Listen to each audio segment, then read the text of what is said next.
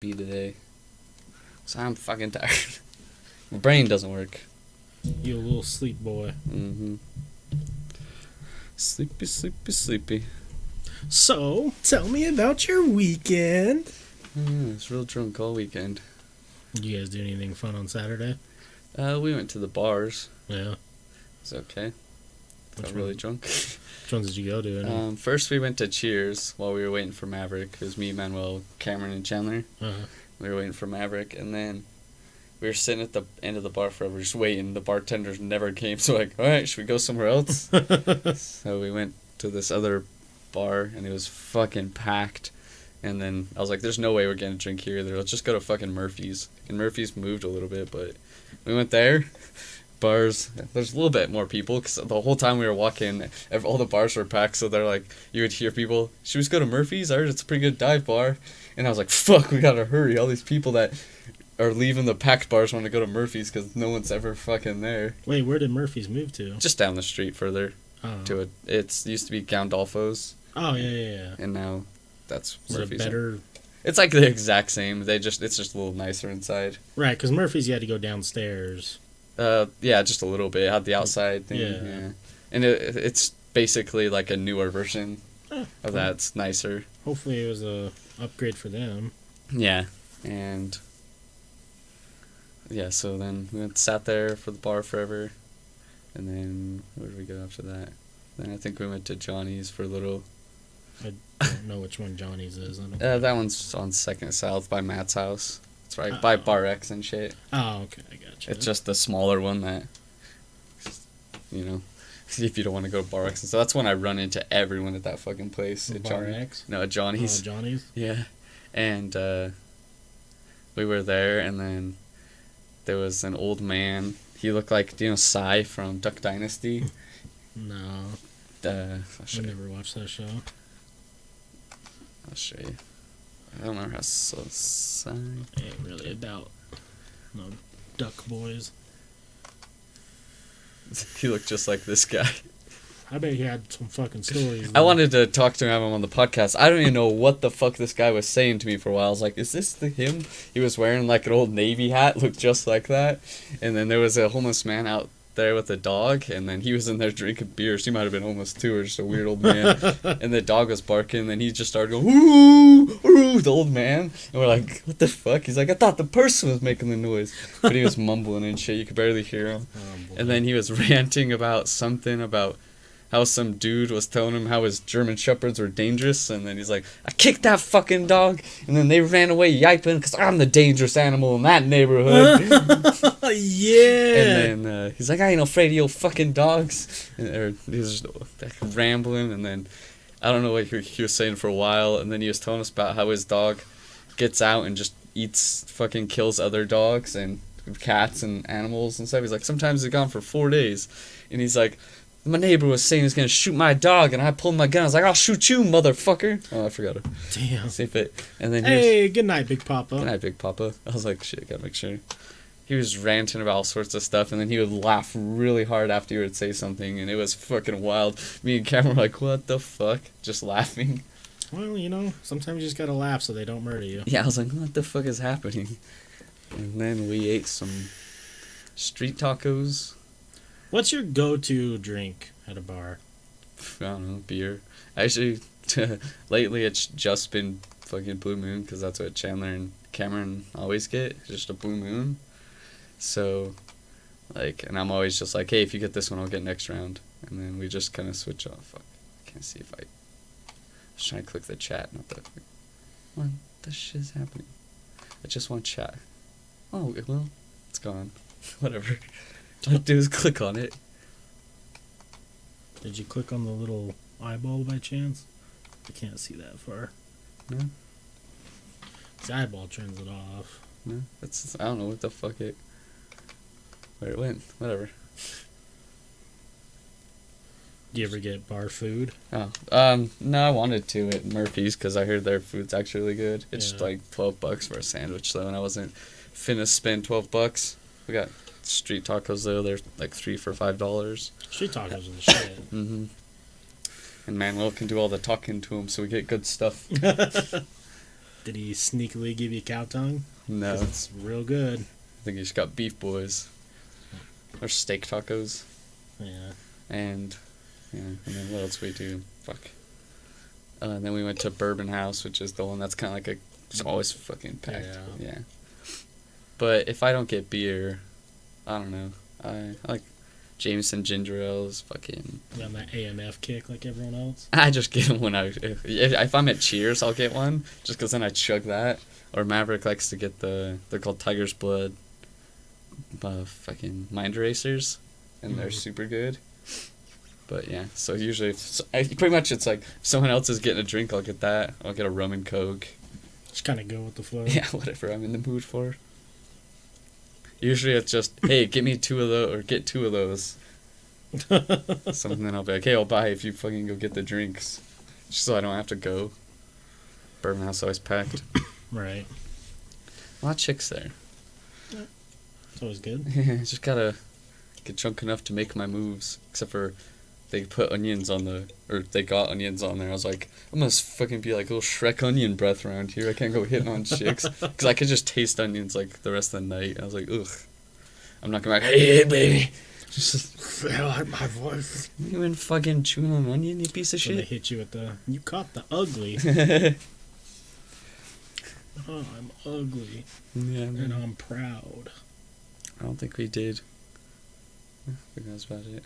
I'll be completely honest with you. I don't remember anything at all that I did Saturday. I don't remember Saturday at all. I don't remember what I did. Yeah, and then we just went to challenge after and slept, but yeah. I was like, we woke up at 6, or I did. He was a little awake too, and when you texted, and I was just sitting there, and then I was like, I was thinking about going home. I was like, I don't feel like driving. I'm just gonna fucking sleep here till Chandler has to go to work. So I just slept on that little tiny part of the couch, the one that like where you can sit, and has the little ottoman leg thing out. Right. And I was just fucking sleeping. It was tiny. Yeah, there was a house that caught on fire in his neighborhood. Oh, really? Yeah, I guess their people's deck completely burnt down. That sucks. Yeah, I don't know, or garage or something like that. Damn. They don't know what the cause was. But there was another one in North Salt Lake, and this is what I don't understand is the North Salt Lake one was a garage. Or no, the North Salt Lake one was a deck. The one by Chandler's was a garage. But the deck one said that it was cigarettes that caused the fire. That's weird. Look, the kind of fucking idiot causes a fire with a cigarette butt. I don't know. I'm gonna flick my cigarette butt into this fucking gasoline that I keep next to my... Like, isn't it like a myth busted thing where like cigarettes don't? Yeah, I think so.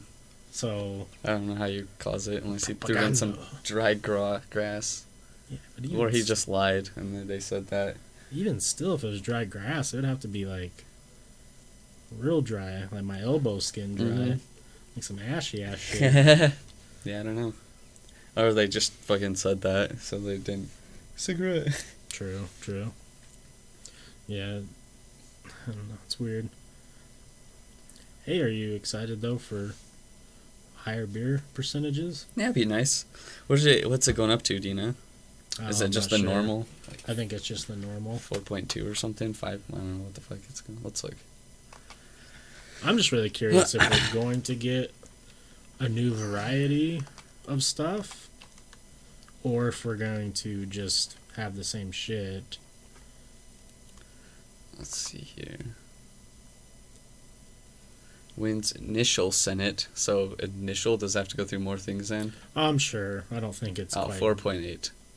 Yeah, it's not quite done yet. Second, let's see. After third reading, Senate possibly Tuesday will go to House for consideration. If the bill is approved and signed into law, Utah's alcohol limit for grocery store beer will rank among the nation's strictest. Wait, it's more strict if it goes in effect? It would have tremendous effect on, let's see. The fuck does that mean? Are they just going to try and tax it? Would increase 3.2 to 4.8 or 4% by volume. Yes, I knew it was different, volume and weight. To 6%. Oh, shit, okay. About half the beer that is now sold in liquor stores would move to grocery store. Oh, nice. That's make a lot of companies money. Then you just get normal fucking beer. That'd be nice. I do find it interesting that like Uinta and all the other local brewers are so against it. Yeah, it's weird. I mean, Because it hurts them, I guess. I don't know. I don't think it would hurt them. You wouldn't think it would hurt them. I mean, unless they think they just, since they do have the monopoly on grocery store higher percentage. They just think they can't compete. I mean, do better. Yeah. I mean, if Uinta's got some decent beer, so I don't know why they're worried about it. I have no idea. People who like and drink Uinta are just going to continue drinking and liking Uinta. Yeah. It's not like they're going to change. I get it every once in a while. I get that fucking... I don't even remember what it's called. The white box I used to get. With the What's up, sheets Goggles? on it. Yeah. So... What up, Gog? Lately I just get fucking Paps because it's cheap. Yeah. It's not... It's fucking, what, $8 for this 12-pack? So... Hey, it's that and hams. Yep, hams. But I have to go to the grocery store for that, so... Alright, they don't have hams that... So I just stopped. Fucking gas station, 12-pack of Paps, golden. last you through the night. You puked at work, go Eagles. Good thing no one saw. Why'd you puke at work? Are you a little sick boy? Are you a little bit of that? You got some of that. You're a little bit country, a little bit rock and roll. About to brawl, dude. Did you see Obama wearing his cowboy hat? No. It's so funny, all the stuff they were saying on Twitter. Obama can wear whatever. Did you see his fuck sweet he wants. jacket, his bomber? This custom 44, at number 44 because he was President 44 I bomber. didn't see that. It was fly as a motherfucker. I want to see him go to like some important thing in some fucking Gucci. Right? Let's see. Oh, there it is. I saw it. Let's see if I can just click on images and it'll show up. Yes. That jacket, see, Oh, that's 44. fly as fuck. Yeah. When you sneakily got to flex on everyone at the Right? party. Even my dad said he wanted it. Where's it? Oh, yeah, here he is. Howdy, partner. Damn, what in tarnation? Yeah, he's just fucking... He looks fly as fuck there, too. Someone was like, when Michelle wants to close the door and turn the lights down low. Yeah, that's... Go Eagle says, boss had me clean a green-ass water toilet. It was gross. Oh, that's fucking nasty, man. That's what it goes, man. It happens, though. Sick. Fucking sick. Forrest and I have both cleaned a poopy bathroom at least once. Seen some bad stuff in my day. It's because people are just filthy. Mm-hmm. People are the worst. Bunch of sickos. And that's a perfect segue into my Taco Bell incident. Okay. Now, I don't think everyone who goes to Taco Bell is clinically insane, but I think a large majority are. Now, I'll explain to you how I just about put some 50-year-old man in the fucking dirt. So I went, my dad and I, every other Sunday or something like that, I'll go get Taco Bell for us. And it's just kind of like, whatever, like, he really likes it, and I've come to terms with it. I'm not really a big Taco Bell fan, but I like Baja Blast. And Yeah. so I go up and I order the food, and they're pretty busy, and there's like 5 or 6 cars behind me. And I get up to the window, and dude's like, hey, can you pull around the building a little bit to the front, and we'll run it out once it's all done? I'm like, sure. Yeah. So I pull to the front, and this minivan with this lady. Now, I'm not going to explain to you how exactly she looks, but she's that mid-aged fatness where she just looks miserable. You know the exact look. Yeah. Multiple chins, just fucking... Like have you seen that meme they're making? I don't know if you've seen it, and it's the big fat lady at the pool walking by, and then they've made a green screen. Have you seen that? Yeah, it's hilarious. Like, so picture that woman. Or like Honey Boo Boo's mom pre-weight gotcha. loss. All right, so I see her pull to the like come to the side of me like she's going through the drive-through, and she's like 2 inches from my car, and she just looks at me and she's like, "You're a fucking idiot." And I was like, "Nah, not today." Yeah. So I roll down my window and I just start yelling at her. Yeah. Because I'm like, there's a problem with people who have these like, they can't stand minor inconveniences.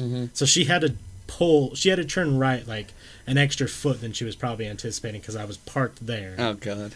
And she just starts fucking saying all this fucked up shit. Like, call me a moron, a fucking prick, a stupid idiot, like all this type of shit. So I get out of my car, and she stops the car, and she has her husband on the side. He's not really saying anything. So I called her a dumb cunt, because, you know what, sometimes people need to get called dumb cunt. And then she kept yelling at me. I'm like, why doesn't your husband step out? Tell your husband to get out of the car. And he looks over at me, and I'm like, hey, get out of the car. And he wasn't about to. And I was so fucking livid. And then a little Taco Bell kid comes out. He's like, here's your food. What's going on? I'm like, oh, this dumb cunt over here is just running her mouth. And he's like, okay. And hands me my food and walks back in. And then I got in my car and she drove away. I don't get it. Like, do people's lives suck that bad that they have to get upset over that minor of an inconvenience? I wasn't in the way. Yeah. I wasn't part. So how the Taco Bell is, like, there's four entrances into this Taco Bell. Yeah. And she pulled in the one that was closest to me where I was told to park, and then just lost her mind that I happened to be parked there. What a dummy. It was insane. Now, that isn't the first time that I've almost fought someone at Taco Bell. That is the second time. The first time was really just, I think it was some punk kids off on a Sunday. Yeah. Like, I don't know what their deal was, but I was in line, and they came out of Taco Bell, and the car I drive, it's a Mazda 6, and it has a fin on the back, like just a small one or whatever.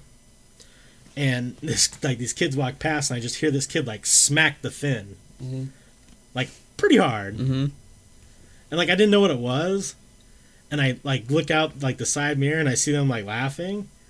So I just like, what the fuck, like really loud. Yeah. And the kid's like, what the fuck are you gonna do? I'm like, but they were young. They had to have been like 16 or 17. Did you get out? And Yeah, I got out, and they were like, oh, whatever. Really? They were just talking shit all the way to their car. Oh, God. It was like, and it was such a weird pairing because the kid who smacked the car looked like he's on track to be a meth head. Yeah. Like, just kind of that look. Yeah. And then it was some gross looking girl. And then the dude they were with was like this ginormous bearded truck driver. Really? And I was like, that is a weird combo of people right now. That's real weird. Man, I don't really want to fight people, but I also really, really have a distaste for disrespecting people. Yeah. For no reason. If I was doing something bad, sure. Yeah. I wasn't going to talk about it too much, but, I'll tell you a little bit. Because I told Chandler and stuff, and I didn't tell you too much, but, yeah. Because I went and did the church, like, that. That's what I was doing, It was like 9 a.m. It was me and Salty were playing games all fucking night, and it was fucking light all of a sudden. Happens. And I was like, shit, I know it's fucking 9 a.m. I'm going to sleep all day, and then someone's going to want to do something. So I just went and did it. And, I was just driving home. I was listening to fucking, the funniest is like 90s, like, what's that song? I get knocked down. I was on that station, so I was just... Chumbawamba? Yeah, I was just having a good old time driving, singing. And then some dude in a fucking gray Charger. I don't know if he was probably at the gym, but yeah, he was leaving that parking lot, And so I was coming down 1500, like, because I went through the roundabout, Yeah. I was coming down. And then, like didn't even look leaving the parking lot, and then just almost fucking hit me. So I was like, what the fuck are you doing? I was yelling. And then we got to that, the light was red, So he was, like, getting out of the car and saying things, maggot, I can't say it on there. He's like, gotta pull over. And then I was like, just laughing. I was like, what a douche. And I wasn't going to, but I did. And then so, like, he stopped, like, dealing with houses, so you go through the light. And then there's that big field where they park little trailers and stuff. Yeah. It was just past that in front of some of those houses right there. He stops. I was like, and I was going to just keep going. I was like, nah. Got to. So I just pulled in front of his car, and then he's just yelling stuff at me the whole way up. And then, like, so right when he gets to my car, I just step out, and he's just fucking yelling shit, and I just give him a little pink right in his little nose. And then he's just fucking, like, just got beaked in the nose. So right. His eyes are watering up. He's holding his nose, and then he's like looking at me. And he's like, "Oh, sorry, Forrest. I didn't realize." He said my name, apologized to me, and then went and sat back in his car. And I was like, I don't even think I said a fucking word. Like, I was just like, okay. The guy knows me. What? Chandler was saying it would been so funny if this kid was just like trying to, like, he knew it was me. He's like, what if that kid just knew it was you? I have no idea who it was.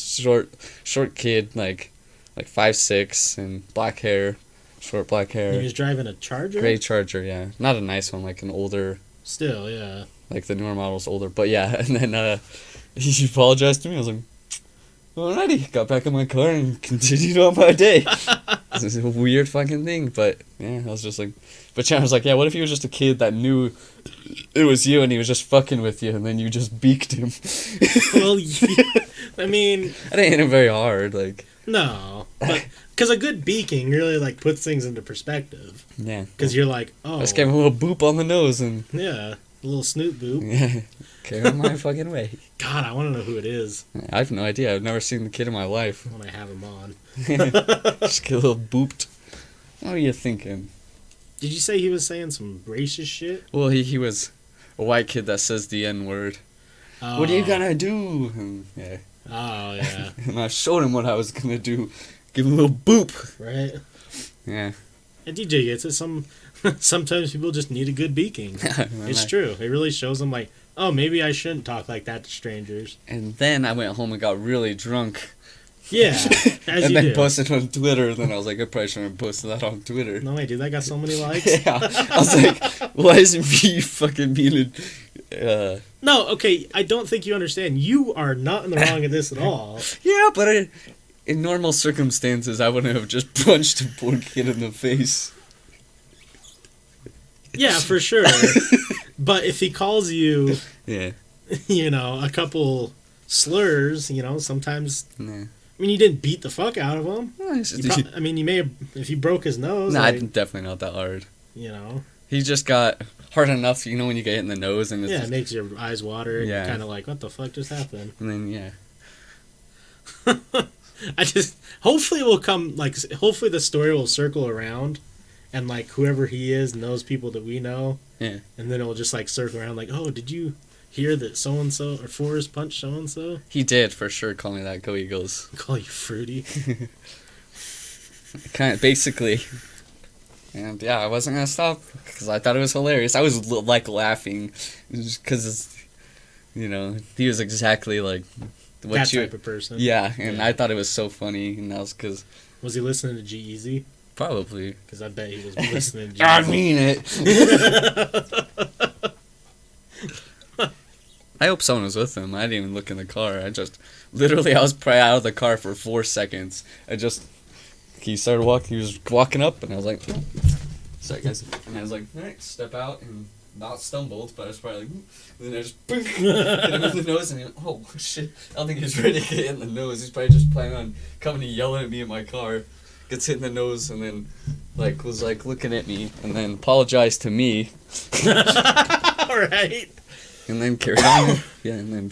Well, because I mean that was the Utah mentality for a lot of time. Is, you know, people will just talk a lot. There was never really any action involved, but nowadays it's a little different. Yeah, I'm not. I don't just fight. I shouldn't have pulled over, but I got a little poop. Well, DJ says he was a time traveler. Maybe he is Forrest's son from the future, and he did that to save you from a life-changing experience. Yeah, that 2-3 minute pause saved you from a catastrophic car crash at that next intersection. Like a semi comes opposite way and just plows you. Some Final Destination shit. God damn it! Hey Thomas. Hey, China What? Boy, how are you, my friendo? You ready for this anime podcast, my guy? When are you guys gonna do it? I just need to hear back from Mr. Moel, and then I just said a Saturday or Sunday coming up soon, and you know, if we can all get a time that works, we'll definitely set it up. I'm excited. I mean, might be a little bit different, get some different viewership in. Yeah, for sure. Maybe do a regular little thing. Kai's been watching anime. All I hear in the fucking other room is, oh, arigato. I'm like, subs not dubs, I guess. He knows. He knows. I was like, what the fuck are you watching? Attack on Titan? And then I made some jokes to him, and I carried on my day. Gotta drop a few jokes and then go about it. Yeah. And then I can't judge you. Obviously, I was telling you, I was fucking smoked, like, just so drunk just watching the OC. I'd watched it a little bit when it first came out, but Chandler put it on. But yeah, Chandler put an episode on, and then I was intrigued from there. OC was good, man. Yeah. Because it's the drama that you love watching but despise being in. Mm-hmm. Makes me wish I was a rich kid. Right. DJ, do you want to be an alternate? Is that the word I'm looking for? Just in case if one of the few people who I got a hold of first can't come, because I know that you're on the anime train as well. And definitely do China White Boy. Let that otaku shine.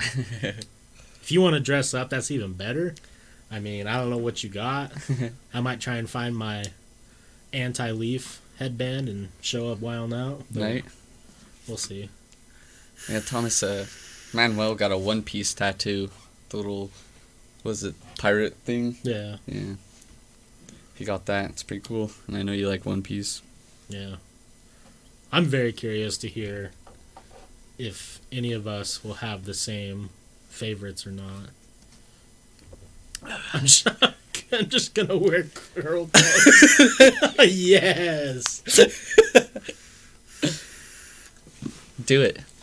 Yeah, still get it. His just black and white one, but yeah. I know the other Thomas M has the alchemy symbol on his. I can't remember. I think it was on his chest. I always thought that was dope. Yeah, I'm excited. I mean, I'm not. Oh, little dirty pants. Dressed like a true waifu. I'm not like by any means, ginormous into anime, and I've probably haven't seen a quarter of what everyone else has who will come, but I've seen some, and I definitely enjoy it and hold high praise. But yeah, we'll get on some other topics. We'll save that stuff for the actual anime podcast. Thomas, we were talking about going to Window or something because our birthdays are next month, but he said we should go to Area 51. That'd be dope. Oh, I'm way down for that. Or anywhere. We could go anywhere. Just somewhere. Do some cool shit. Don't sweat it. Catch them quick. Yeah. No, definitely. Well, while you're looking up your other topics, I'm going to fucking pee. Gotta go to the restaurant. I didn't eat very much today. I've been tired and haven't eaten, so... Yeah. That happens. Yeah, I don't know. I'm excited for One Punch Man Season 2. That's what I've been really waiting for. And I need to get on My Hero Academia because everyone's watching it and I just feel left out. DJ says there's a lot of anime I haven't seen, but I grew up on the classics on Toonami. Yeah, Toonami was big, man. I think Toonami started a lot of people's anime craze. What actually got me into anime was my dad, weird enough. It was the first one I think I ever, like, true anime I ever watched was Cowboy Bebop with him, and then Dragon Ball Z. And then after that, he doesn't really watch anything else, and then I caught on a bunch of other shit. So the two main ones that I have, like, I'd like to talk about, like, Apex Legends a little bit tonight, but I have 10 just weird theories that if they are cool, I want to research more, or I researched the history of vampires. What would you like to I don't know, whichever one you hear about? Whichever one you think would be Okay. good. I'll do the 10 theories, and maybe they'll branch off to some interesting stuff. Word. So, the first one here is titled White Holes and the Theory of Eternal Black Holes. White holes? I've never heard of white holes. Yeah. I do like them, but... Me too, dude. A little bleached. I'm going to get some on my t-shirt. You know what I mean? Actually, I think I do have some bleach stains. Maybe not. I thought I I had some... have bleach stains all over. Oh, there's a little bit. Look. Clothes. It's the only anime I watch. Fucking Ninja Turtles, dude. I ooze coolness. Oh, damn. That's a dope shirt. That's a dope-ass shirt. It just reminds me of Teagues. What did it say? pizza, not drugs, or something. Yeah. I can't remember. Pizza, not drugs. It was something like that, yeah. So yeah, white holes and the theory of eternal black holes. Not only does God throw... So this is a quote from Stephen Hawking. Not only does God throw dice, but he sometimes throws them where they cannot be seen. Interesting one. It says black holes are the most powerful things in the universe. Their mass Besides me. Yeah, besides Forrest at 2% power. Their mass is so dense, like me, that gravity becomes almost infinitely powerful. Not even light can escape black holes. White holes are the deeply theoretical hidden mirror twins of black holes. Stranger than black holes, white holes are literally the opposite of a black hole. Their mass is constantly being ejected. Light can only escape a white hole. Ejectocito, cuz. An eternal black hole is the simplest black hole possible according to the mathematics of Carl Schwarzschild. That's definitely what it was, Schwarzschild. He came up with what is known as the Schwarzschild metric, which describes a black hole without spin, charge, or change, and which doesn't grow or shrink but has always existed. Which, if you sit down and think about something that has always existed, is kind of a weird thought. Like, no matter what, it's always just been there. That is fucking weird. Basically, the eternal black hole's singularity exists both in the infinite future and in the infinite past. And here's the fascinating rub. It's a weird way to put that, my guy. Every rub's a fascinating rub.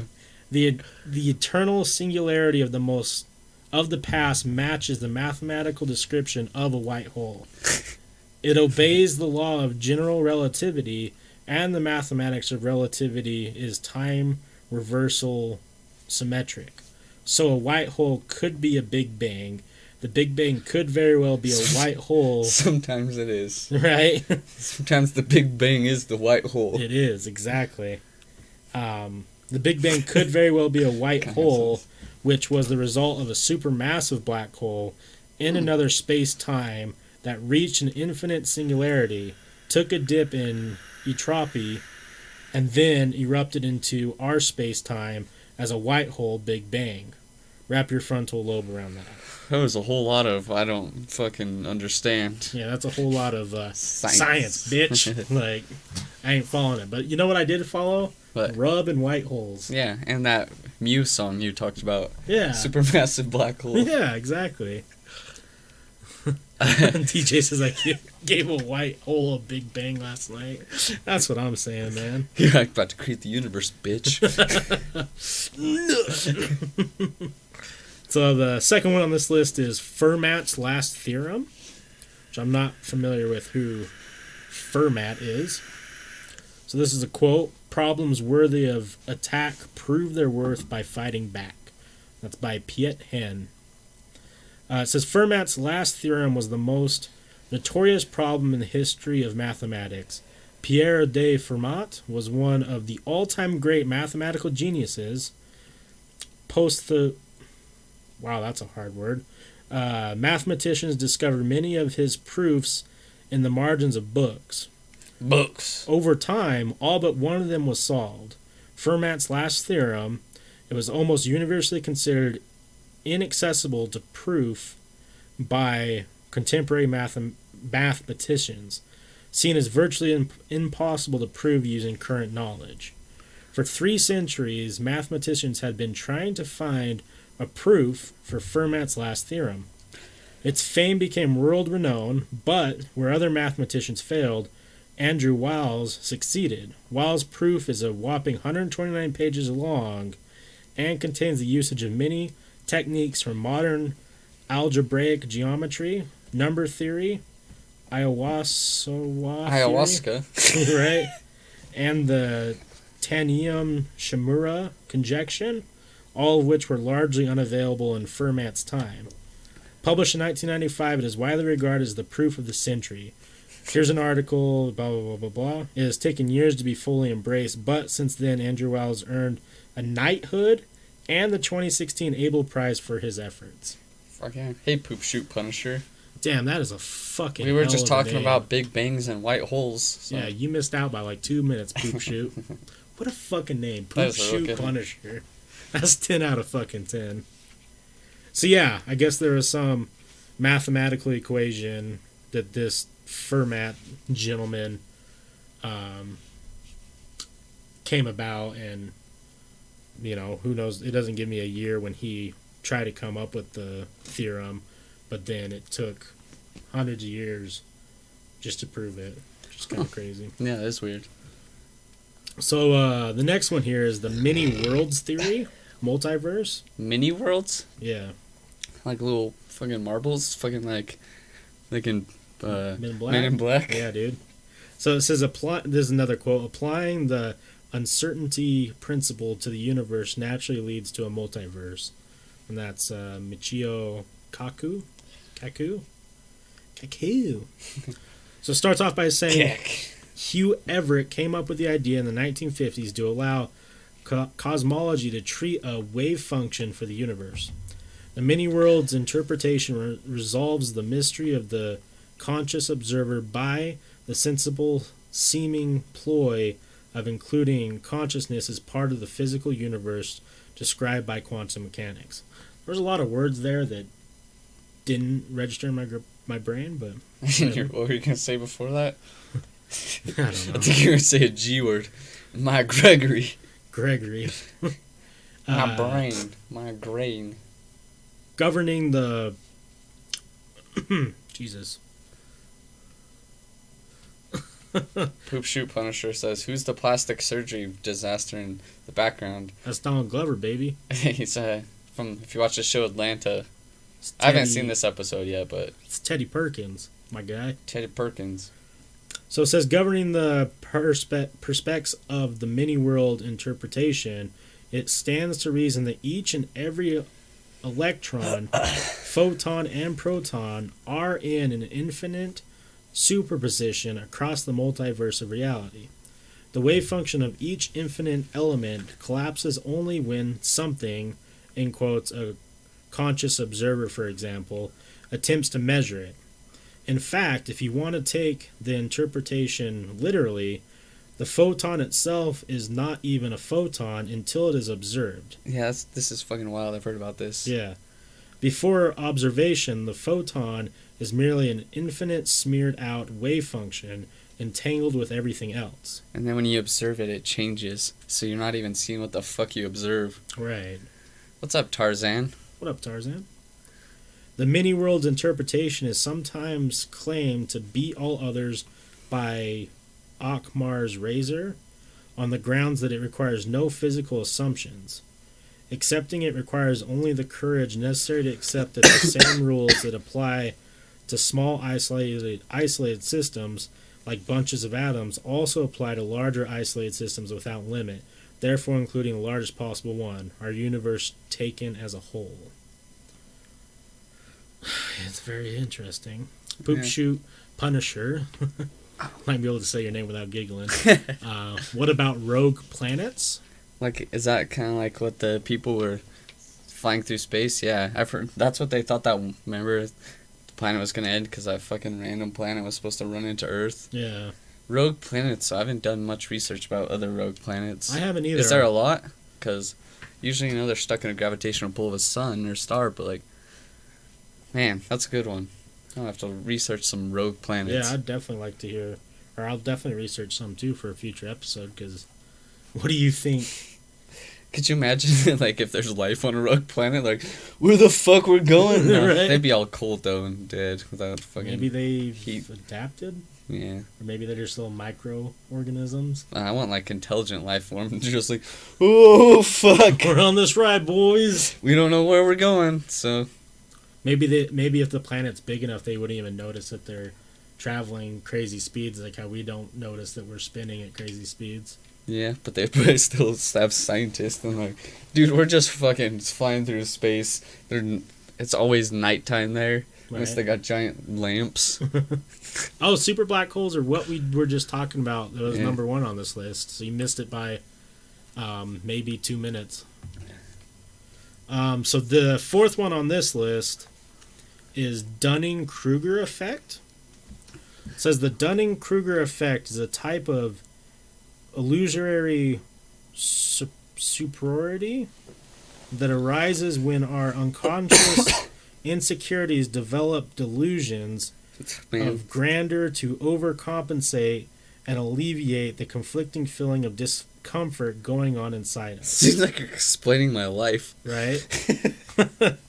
Put simply, stupid people are less likely to know how stupid they really are and more likely to think they are smarter than they really are. So yeah, likely to just... No, I'm kidding. Damn, the roast. Damn, you played yourself. The opposite of this is the imposter syndrome, where smart people tend to underestimate their abilities compared to others, like myself. So let's get this straight. If you're dumb, you think you're smart, and if you're smart, you think you're dumb. And that's an actual theory. Yeah. What was your other account, Poop Shoot? Well, that sucks, Poop Shoot. When it comes down to it, most of us are either confident idiots or incompetent smarty pants. It's just the same. It's just that some of us are better at recognizing it than others. The interesting thing is this. You are more likely to be right by admitting that you are more likely wrong than by declaring that you are more likely right. True. As the bard himself surmised, the fool doth think he is wise, but the wise man knows himself to be a fool. Yeah, pretty much. Quote. I'm a fool! So I'm not going to be able to pronounce these words, so I'll spell it out for you guys. This is number 5 on the list. It's EPISTEMOLOGICL. So epistemological. And then the second word is SOLIPSISM. Solpism. Mm. And then it puts in parentheses, simulated universe. What's up, board? Yeah, you don't have to say the other name, Poop Shoot. Oh, you're good, Poop Shit. Don't worry about it. So it says, this for the simulated universe, also known as the brain in a jar thought experiment, simulated universe is solipsism taken to the nth degree. Basic solipsism, that's how I'm going to pronounce it. Solipsism asserts that nothing exists but one's own consciousness. But, existently speaking, there's no reason why solipsism can be taken further, where one cannot even be certain of one's own consciousness. Despite de citros catigo ergo sum, because even our thoughts could be predetermined aspects of reality that cause us to imagine that they are our own.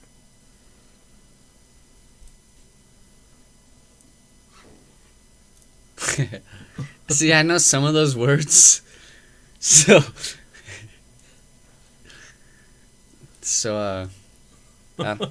Yeah. I'm just not going to say it. Yeah, just gonna ignore that. It could very well be something controlling a something else, controlling a brain, controlling another brain, controlling our brain, ad absundum, and ad anusium. And then there is the idea that everything could be a simulation, like the brain in a jar meets computation and virtual reality. And then it says even Elon Musk thinks he could be living in a simulation. What's up, board? Yeah. Oh, we're both black shirts. Oh, shit. Certainly can be a tricky thing, especially when we are questioning things with a wide epistemological brush, using solipsistic paint as an existential canvas. Yeah, so simulation theory is... I don't know, a lot of people are buying into the simulation theory. Yeah. Just because, I mean, it's quite possible, but I don't believe it. I don't buy that we're a simulation just because... It just reminds me of that Ryan Reynolds movie coming out, though, and I sent you the link of. Yeah. That he realizes he's an NPC in a video game. Yeah. I think it's just too far-fetched for me. I mean, I get it that we can simulate worlds now. Yeah. Just even through video games, but... Damn, but are they aware? No, I don't think so. No, I don't think so either. So, like... They're programmed. Right? Could you imagine, like, a Fallout NPC, like, if that was, like, a simulation in this fucking NPC-esque consciousness? and I'm just fucking smoking them every day. I just save before, and then I go massacre their town like fucking 5 times. So they have to live on repeat, me just massacring their whole town. Right? That would suck. What the fuck? Every day it's the same reaction. There was this one time when Fallout 4 very first came out, me and James just fucking killed this town like 50 fucking times because we kept dying. We never actually got all the people. And so we just kept doing it over and over and over. Damn. Some rude dudes. DJ says, I don't not believe it. Imagine if Bethesda programmed our reality. Damn. Fuck. It fucking sucks. So not enough fire scorpions. Alright, so number 6 on this list is called perspectivism. It says, touched upon as far back as Plato's rendition of Protagoras. Perspectivism. Oh, wait a minute. What you got here? According to the University of Chicago political science professional Eric Oliver and Thomas Wood, any given year, roughly half of Americans believe in at least one conspiracy theory. Their 2014 study found that 19% of Americans believed the U.S. government planned the 9/11 attacks and the start of war in the Middle East. 24% believed former President Barack Obama was not born in the United States. And 25% believed Wall Street bankers conspired to cause the financial crisis that began in 2008. Those are... That's all. Let you... No, dude, like... We like talking about conspiracies. It's good conversation. It's intriguing and interesting. I don't know how many conspiracy theories I necessarily believe in. I don't. Yeah. It is a very interesting thing how many people are 100% on board with them, though. Well, I think they're good conversations to have. Yeah, they're fucking... Some are wild, too, so they're cool. Yeah. They're cool. I don't know, like, a lot of them, I just want to know where they started, like... How they sprouted. Like, where the fuck did this idea come from, you know? And you're like, was it just one dude? Like, this is gonna be fucking hilarious. And then, all of a sudden, people believe in Scientology. Just kidding. Right? No, it's true. See, I'll start this one over. So, touched upon in its perspectivism.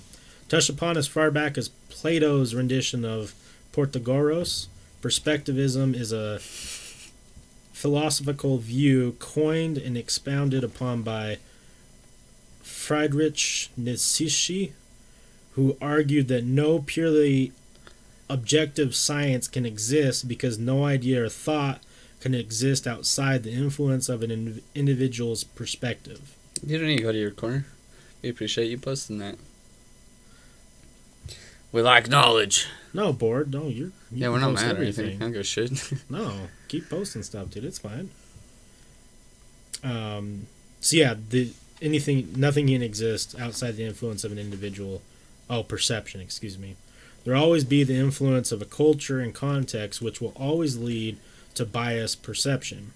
And since our perceptions are flawed and we cannot experience the world as it is, but always selectively in a way that reflects our values, truth will always be limited by our flawed perspectives.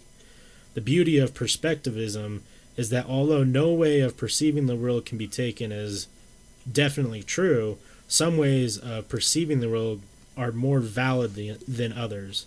The validity of the perception is determined by the interpretation of universal laws, and truth and determined by integrating different vantage points together regarding the interpretation of those laws.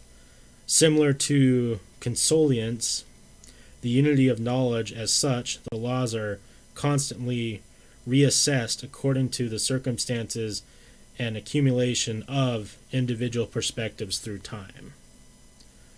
What's up, Weed Van Man? Yeet. Oh, Weed Van Man, it's been a fucking minute, my guy. How you doing? Did you guys type Bethesda reality? Because if it's too long, we didn't see it, but we definitely should start this Bethesda theory. Damn, we gonna come up with our own conspiracy theory? DJ says, LOL, let me download the CBBE body mods for my girlfriend. Bethesda mod reality is the shit, bro. Damn. What am I drinking? Paps. Just a little bit of that Pabst Blue Ribbon. Just so when I get home later, I can beat my fucking wife. Sure. It's the hipster beer now, though. So you're going to go home and twirl your mustache and wear your jeans tie and tight. That just reminds me of that fucking... The one I was telling you about. The hipsters, according to people that think hipsters are still in 2010. Yeah. What did my dad send me? He just said, oh shit. Well, I don't know when this just popped up. My dad just sent me a thing. Russian executive who founded a TV channel that once bashed Putin was found dead in Spain. My dad said, yeah, I'm sure this was a suicide. Huh. If you bash Putin, they'll fucking smoke your ass. Yeah, they'll smoke you into an eternity. So number 7 on this list is called fallibilism. Big doinks in Amish Yeah, big doinks in Amish town. The theory of relativity. So it says fallibilism is Latin for labera te era. It is the understanding that we can never know anything for sure, as implied within the sciences.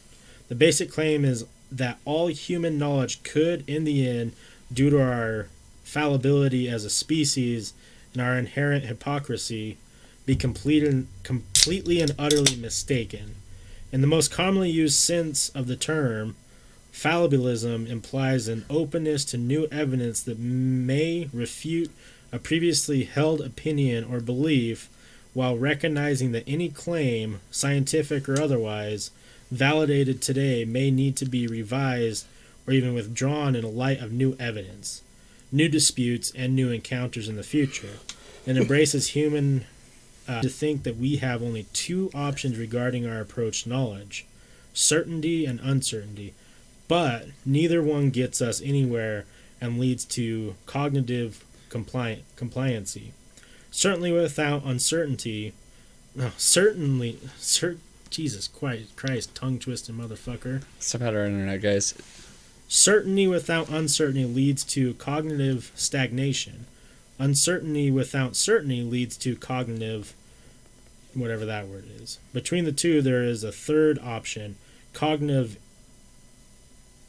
I don't know what that word is either, which is some cognitive intriguity, which is founded upon implementing the philosophical tool of fallibilism. It's just a matter of embracing and owning up to our fallibility as a species. Plus, it can prevent us from falling for number 4 on the list. Yeah. So, basically what that's saying is... I have no idea what's going on with that whole... No. So, I like this one. A lot one. of big words. This one basically says that because we're understanding more of the universe as time goes on, that what we know now could be bullshit in the future. Okay. So, in the big picture of things, it all could just be bullshit. Gotcha. It's kind of interesting. Yeah, I like that. Poop Shoot Punisher says, our existence is a shitty Farmville game, too. Yeah, probably. Sure, man. Bethesda. Gotta get my Farmville. fucking Christmas items.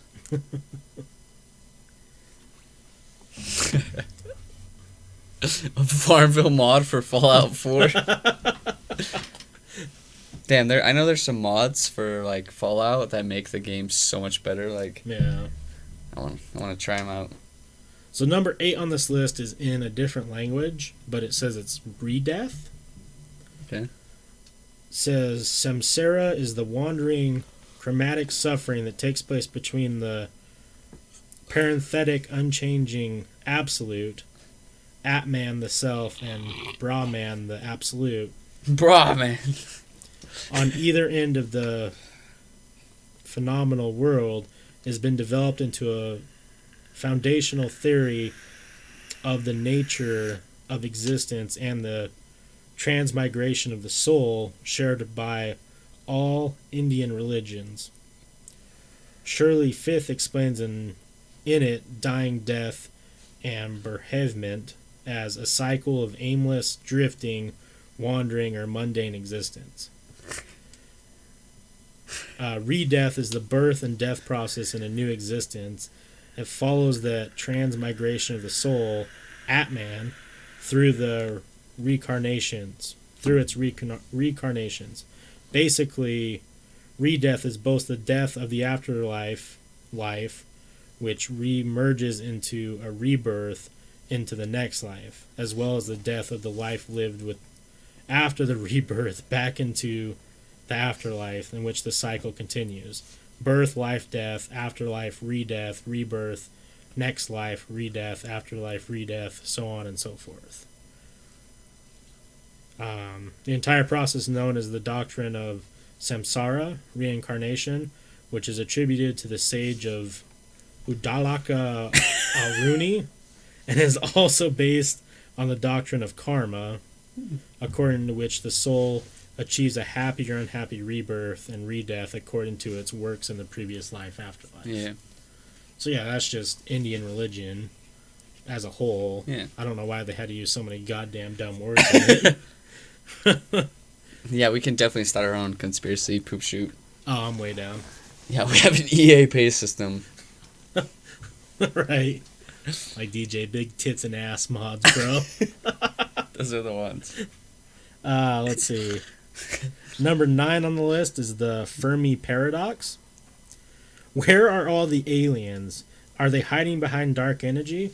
Are they simply too far away, and the expansion of the universe keeps the growing distance too far for any intelligent life to reach any other intelligent life? Are we simply too different? Are we like ants to the advanced aliens who will just crush us when we get too big for our own britches? Oh, shit. Or is our human-centric bias blinding us to such an extent that we can't see the answers because we don't even understand the questions? Fuck. Could the answer really be 42? Maybe. There is no way to know for sure. Perhaps we are simply too young of a species to even fathom the true nature of the universe and what it contains to even begin to beg the question of where the aliens are. After all, we haven't even reached a Type 1 civilization yet, which leads us to last brain-flipping theory on our list, the Kardashev scale.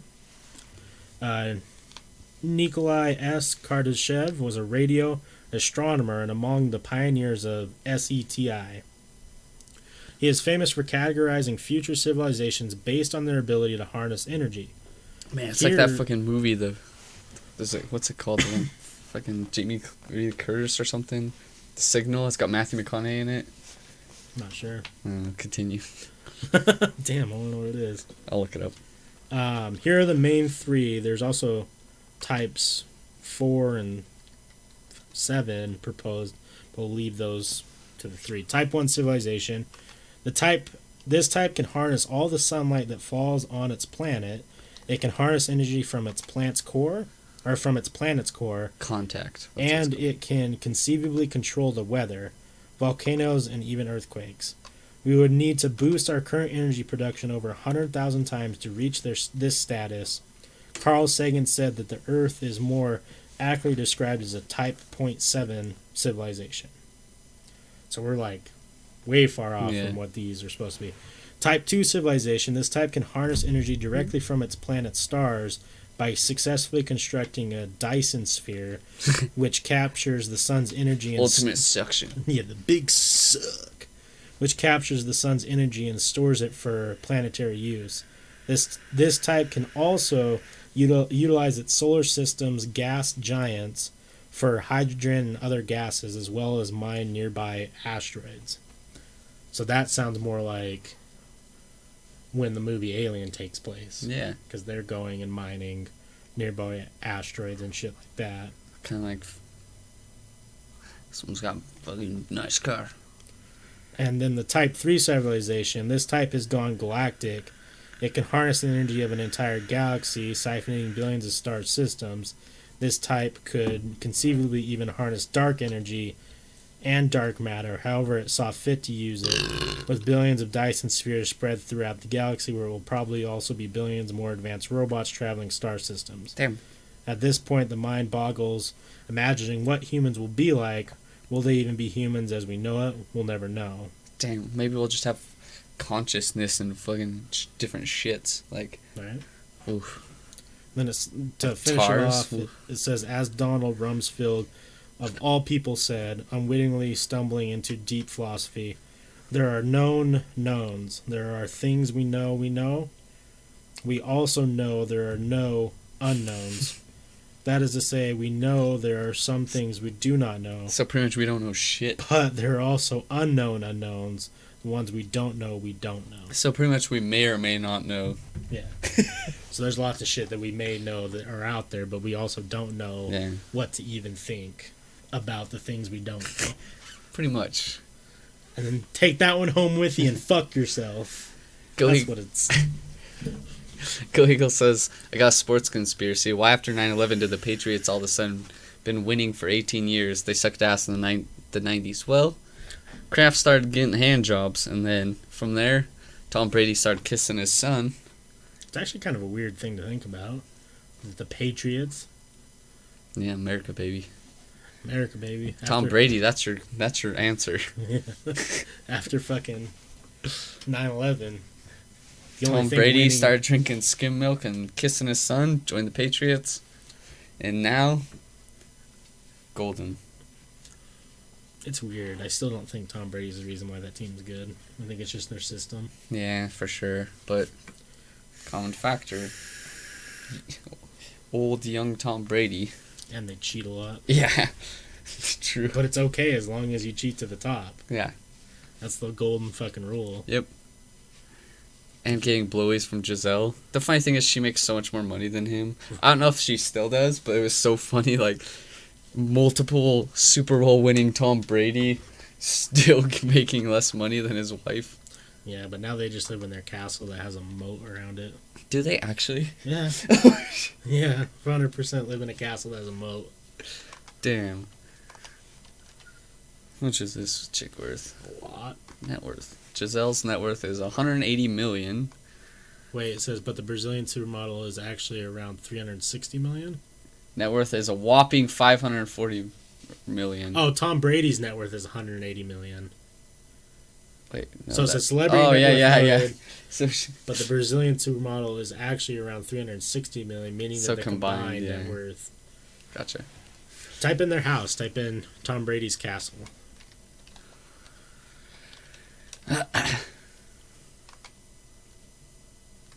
Oh, Jesus Christ, why? Because why the fuck not? Yeah, because fuck you. You ain't getting in. We got alligators in that bitch. Thing's sweet. Look at that. How many cars they got? How many people live in that fucking house? Was that a fucking fire truck? Yeah. Don't you got a fire truck at your house? Just in case there's a fire? Oh, never mind. I was going to tell you another Tom Brady did 9/11. Ooh, man, that's it. Damn. It's looking lonely in there again. Let me make memes. Make all the fucking memes you want. I like posting them too, because people get a good giggle. That's how I feel. Oh yeah? Yeah, pretty much. I thought I screenshot some cool stuff. Besides naked Martin. No, that's a movie.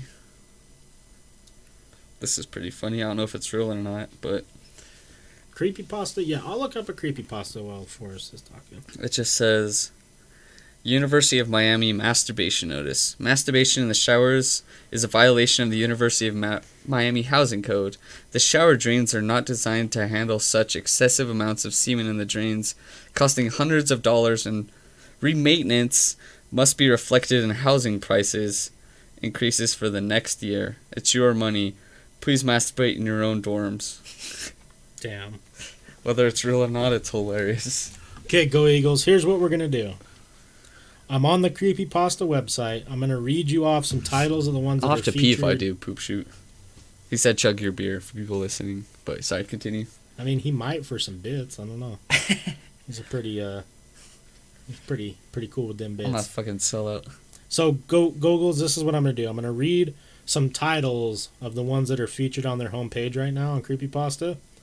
And then I want you to pick the one that you think the title you like the most, and then I'm going to read it, as long as it's not 15 days long. There was, they wanted to make I saw this picture on Reddit today, and what it was, some bees created a nest, like their fucking shit, or not, like wasps, like a hornet's nest, around this, like, it was like a wood head that they had set in a storage, or in their shed out back. It's like kind of like a little wood statue.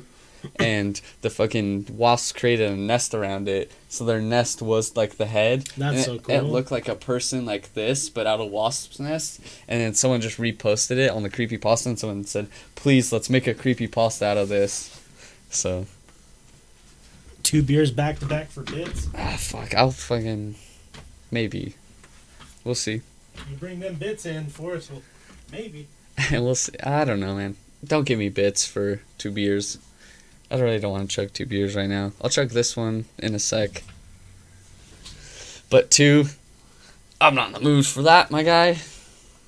But the problem is, if he does it, then are you gonna? I really don't want to. I'm fucking full on beer already. It's all that's in me right now. I already kind of have to pee. That's why I didn't chug this. I'll drink 1. You don't have to give me bits. I'll do it in a sec. Gotta get the palate quenched if I'm gonna read a creepypasta. Alright, you can... Did you find one? No, let me read some titles for you. Okay, well, your titles, I'm a fucking... Man, I'm not even in the mood to run tonight. That's how I feel. You're not fast as fuck. So it says, the space above the closet. They just won't move. I believe in the one. Monstoro. The Valentine House. Box Fort. Give It Everything. Trailer. Drippy. Or I Hunt Down the Government's Mistakes. Those are some titles, Goggles. Which one would you like me to read? I will note that the best one, rating-wise, what a joke, Box Fort Creepypasta.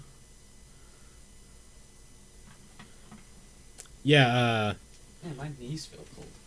Space Above the Closet has the best rating of those ones, but I'll read any one you want me to. And Poop Shoot Punisher asks, what's your price? And why don't I have a beard? Because, I don't know, God hates me.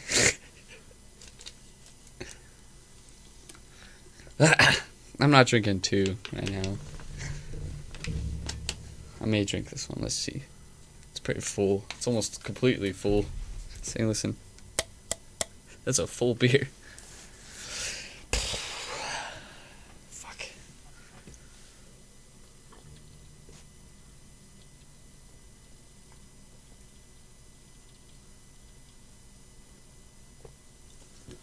Alright. He is a man. There you go. I drank it. Did you want me to do Box Fort Creepypasta? Yeah, Wallace, you know. Yeah, Walls gets it. Valentine House sounds kinky. Alright, I'll read that one. God. It was freaking hot as shit when I got here. Now chugging all these... Not chugging, but these beers made me chilly. JK, we're going to have to rethink this, Goggles. This one is, like... Real long. real long. I don't want to read a fucking Harry Potter novel tonight. I might be able to find some too. Let me see what the space above the closet, how long that one is. Okay, let me talk so I can fill up space while we're... So there's not fucking quietness on this podcast. Oh, look. There's what I was just telling you about. Oh, that's fucking creepy as shit. Yeah, it's a fucking... For people listening. Okay, that one is long as hell. So, let me do... Here's what I'm going to do. I'm just going to click taste a random pasta. Top this year. I can do a top one from this year. One sec, let me find something here. Let me look. These are all just like fucking requests. This one isn't too long. Alright, if you want to read that one then. So this one is titled, My Son is Addicted to Time Control. What? I'm waiting to get a... Oh, God. Oh, shit. My tower. To get a name on this. So that way I can read it all the way through without... Did you see fucking... They're coming out with a new show, and it's not going to be King of the Hill, but it's in the King of the Hill universe. So I don't know what it is. So we'll see. Hopefully it's good. That's gotta be good. Beavis and Butthead and Hill were good. So. Right. And there's also another Jay and Silent Bob coming out. They're filming it right now. Right. That would be good. Well, sadly, it does not give the author name on here. I'm not sure why. You need power up. Power up. The space between the closet were like the beans above the Frank. God damn it. Alright, I'm going to read this creepypasta. Hopefully it's good. It's titled, My Son is Addicted to Time Control. He may not know it, but my son is in extreme mortal danger. With every passing minute, the odds dwindle that I will never see him alive again. I should have been a better parent. I had too much faith in him. We haven't always been close, and we used to fight a lot. I know he secretly resents me for divorcing his addict mother. On the rare occasion when she actually shows up to her weekly visits to see him, he tells me to leave and listens intently to her mad ramblings, as if just to spite me. Despite how many times I have told him that I only do things for him because I love him and want what is best for him, he refuses to consider me as anything more than a roommate who pays for his expenses. He has a short temper and is very rebellious despite his age. This brings me to our latest problem, one that could prove fatal for him. You probably all know about time control by now, but for those of you who have not kept up to date on current events, I will describe the recent past through my point of view. As you may remember, it was just 1 year ago when the research company Hastel announced its revolutionary breakthrough of time manipulation. I remember laughing at that headline, thinking that it was some ridiculous hoax that some unfortunate news reporter happened to fall for. But as I saw the footage of the world's first time traveler in action, I realized that the world would never be the same again. At that point, time machines were too large for practical use. A machine larger than a house was needed to slow down time for a small lab mouse for less than 5 minutes. Still, the world watched in awe as the mouse moved at supersonic speeds through a series of mazes. Though many had initially believed that the creature had gained some sort of supernatural ability, the scientists in charge of the public experiment promptly explained that the mouse was not actually moving faster than normal, but that because of the machine towering above it, time had become slower within the maze. What had seemed like minutes to us was actually almost an hour to the mouse. Oh, poor little mouse. Scientific communities from across the globe celebrated the historical breakthrough, but Hastel was prepared for a more lucrative future. Despite the limitations of the early models, I suspected from the start that it would not be long before Hastel had developed a sleeker and more marketable version of the device for public use. 2 months after the initial breakthrough, commercials bombarded the world about the new Time Pack. The machine that had once filled several linking research rooms and weighed almost a ton can now fit into a large backpack that also anyone could carry. Instead of minutes, people could freeze the world around them for hours at a time. That'd be real cool. Despite a price Bill tag... Cosby would love it. Oh yeah, he would. Despite a price tag so high that only the most wealthy people could afford one, the Time Pack was a huge commercial success. People began completing projects in hours that would typically take days to finish. Fewer people complained about sleep deprivation and time-constrained work schedules. Many people even abandoned their cars, opting to walk everywhere they went as time had become virtually irrelevant to them. I'd be so good at playing Wonderball on the guitar. Oh, so good.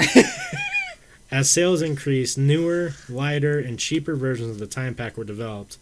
It was not long before millions of units had been sold. With Time Packs, everyone seemed happier. They finally had all the time they could ever want. However, as it often accompanies great technology, vile minds and evil hands had turned the technology to favor their dark agendas. Police officers were promptly equipped with Time Packs as thieves and serial killers began committing their crimes at speeds that made them virtually invisible to the human eye. Drug lords could create and distribute their substances in the blink of an eye. Forensic scientists became overwhelmed as they were presented with more and more criminal evidence that dated back centuries.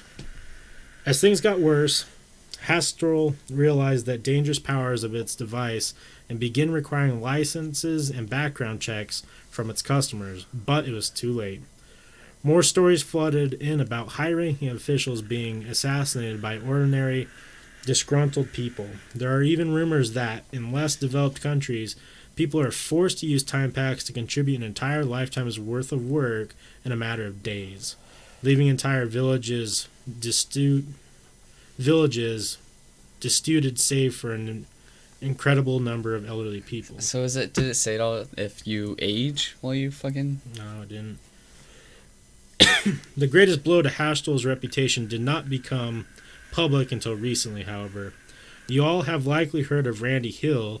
He was a 9-year-old boy who had received a time pack as a birthday gift. By nightfall, Randy had vanished. Over the following few days, the worried parents reported 3 break-ins, 1 by a teenager and 2 more by adult men. By the 3rd day, Randy's body was found lying on his bed in advanced stages of decomposition. Christ. Forensic evidence suggested that not only was the body over 100 years old, but that young Randy had died from old age. He had lived his entire life in just 3 days. Shit, so... It sped him up. His body would have been nothing but dust if the batteries in his time pack didn't run dry. What a dummy. So you won that shit, but he wasn't rich enough to buy batteries? Guess not. But you all have likely already heard most of those stories. What you didn't know is that just last week my son got a time pack of his own. He got it from his mother during one of the few visits that she is allowed.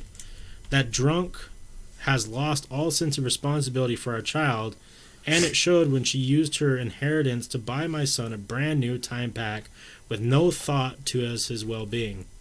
He is, or at least he was, 11 years old, so I didn't confiscate it from him, but I made him promise me that he would treat it with the kind of respect and restraint that he would show a firearm, and as long as he promised only use it to do homework. Unfortunately, is this Adderall? But expectedly, over the past few days I have seen him less and less. He would often startle me by walking into one room, only to walk out of a completely different one moments later. I knew he was having fun, but I feared that he might have been using this new toy too much. My fear was confirmed yesterday. I remember the morning clearly, because as I reached the kitchen to prepare breakfast, I saw my son making pancakes. The first thing I noticed was how different he looked. Have you ever reunited with someone that you haven't seen in such a long time that it takes you a while to recognize them? That is how I felt when I saw him. He still looked like a kid, but just a little older. I also realized I had never taught him how to make pancakes. Oh, so you learned in this fucking pause of time. Right. I sat down and talked with him about what he had been up to the night before. Straining to remember, he recounted that when he had gone to bed, he forgot to turn off his time pack. When he woke up full rested, he realized that it was still night and that only a few seconds had gone by. He was not tired anymore and figured that he would spend the rest of the night reading his books. As he reached for the off switch on his time pack, he realized that, if he just kept it on, he could read an entire library of books and do just about anything else he wanted in just one night. He then told me about how he spent days switching between reading, watching cartoons, eating, and sleeping. After a while, he got bored of the routine and the darkness of the night and finally turned the time pack off. The pancakes he had made that morning he actually learned from a cookbook and had perfected as they had been his snack of choice the night before. Hello, Jarl. I realized then that it had gone too far. I didn't care about how much he enjoyed stopping time. He had to put an end to his bad habit or risk losing some of his more precious years. I sternly told him that he had to stop, and I demanded the time pack. However, he refused, and after a short but heated argument, he turned it on and disappeared. Oh, shit. Damn. It's like a jumper. That was yesterday. I have not seen or heard from him since that argument, and I fear he has not turned off his time pack in all that time. I now realize what a terrible mistake I have made. I never taught my son about discipline, self-control, self-dependence, or the importance of getting an education. I don't know where he is or how much time has passed for him. I do think that he will come to his senses eventually, but time is running out. Will he be a 50-year-old man before I see him again? I can't believe I am saying this, but I wish that he had just decided to run away months ago before he ever got his time pack. Damn. At least then, he would have his whole life ahead of him. If there's anything you know that can help, please let me know. I read online about a rehab program for people who are addicted to time control, but I think it's too late for that. Call me as soon as possible with any ideas. I can't think of anything else I can really do. What makes me most nervous is that it's an exceptionally beautiful day outside. I can imagine someone spending all of eternity out there. Jesus. That's the end. Oh, shit. So you just don't see him? That's fucking crazy. Alright, goodbye, son. And then all of a sudden your son's an old fuck. Have you read that one, Poop Shoot? You said I didn't wait. You didn't wait? Alright, because that's when I asked the age. Oh, yeah. It's a good one. Yeah, that's a... Damn. You got a job, Euro? Fuck yeah. That's what I like to hear, my guy. Congrats. Yeah, congratulations. What are you doing? Jesus. I tried turning up the heat the other day in this fucking office, and I don't know. I think they set like a schedule on the heat or something. So I was trying to get to fucking work, and I was like, run. Kept pressing it. Doesn't turn up. So we have to deal with fucking whatever temperature is at this goddamn office. And sometimes... Oh, you've seen that one? It's fucking real chilly. But yeah, congrats. Maintenance supervisor at Dave & Buster's. Oh, dope. That's dope, Yarl. That's a good job, man. Congratulations. Proud of you. Proud to hear that. That's cool. Yeah, so... And that you got on as a supervisor? That's what I like to fucking hear. Yeah, it's awesome. But yeah, it gets real cold around here. Little nips are hard. Cutting diamonds? Just fucking... Goodbye, shirt. Being a little diamond boy? Damn, that'd be crazy if you had to, like, as a human, you had to be conscious of how pointy or how cold your nipples got because they would rip through your shirt. Damn, that'd be It so actually cool. gets that fucking hard. You're like, shit! Not again! Good thing I got small nips. That'd be good. That was the creepiest boner I've ever gotten. Jarl, you had testicular torsion surgery Saturday? What the fuck is that? That's fucking... Do you know what it is? Oh yeah, I've heard about it. What did you do to cause it? Because I've heard different stories of... Do you know what I think we need to do to get this channel real big? What? Start doing those painting, you know? The For chicks paint do our the... bodies? Yeah, we just gotta cover our nips. Some chick I was just... it was popped up on one of the, live stream fails or whatever. Some dude was talking about how he was gonna paint his balls like Pokemon because you gotta catch them all. And he was literally just watching some girl stream, and he's just like... Because she was just naked, like she'd barely painted anything, so I was like, this is allowed, just tits out. And I was like, I'm gonna start doing this, just painting my body. Dude, I'm gonna get naked and paint myself as the Hamburglar. What's the other one? The purple Grimace? Grimace? I think Salty would appreciate that. That might be his worst nightmare. You also have a staph infection? Jesus. Yeah, I bet you're 200% miserable. Fuck that. Damn, is that what happens when your nuts get twisted? Yeah. Oh, God. I remember... So you did it... Jarl had it happen in his sleep. That sucks. Our coach was talking about that. Not our coach, but Coach Allen, the school. Yeah. Because she was the track coach, and she was talking about how she had because she did health and stuff too, but she was talking about the one time she was telling us about that, and one of the kids in the track was in the bathroom, like, crying and stuff, and she had to basically explain to him to untwist his nuts. Yeah, I've heard it's... And he was able to do it himself, luckily. Yeah, I've heard it's ridiculously painful. Damn, I'm just gonna sew them bad boys together in the middle. Right? Not twisting these nutties together. Oh, Jarl, I gotcha. So this is not just 150% miserable. The painkillers got rid of the other 50%. Damn. That sucks, I've heard that testicular torsion shit is fucking shit. Ever since, I think about that shit, because she told us, like, your nuts can twist together. I was like, what the fuck did you tell me that for? Now I'm just going to have nightmares and shit about my right? my little testes getting bow-tied. That's why I'm really I get really aggravated when someone starts giving a little tip. Get out of here! You be gentle. Yeah. You end up in the hospital. Oh, Lord. Oh. Lord have mercy. Oh, God, that just reminds me. I had the weirdest fucking dream last night. I have those, but I always forget. Like 50 people. Oh, shit, really? Yeah, it was so weird. We had bought this, like, me and you bought this house. Yeah. That was a combination of, like, 3 different houses that I've been in my life. Oh, God. And it was just ginormous. But we were working on this new thing, and I was a fight promoter. And we would host the fights at the house, but we also had, like, set up the house to have other, like, hustles going on. Okay. So we had, like, a VR room people would rent out and go, like, do VR games. And we had, like, a dodgeball court and, like, a bunch of shit where people would rent it out and pay us. Damn, you're onto something. I think I am. My dreams are getting it. But then I was, like, a fight promoter. And, like, all these people who I was, like, setting fights up for are all people we went to high school with or that I worked with. Shit. And I just woke up and I, like, went through my Facebook and found all these people that I forgot about. That's crazy. Yeah, like, I tried messaging. I was fucking, like, way too early. Him?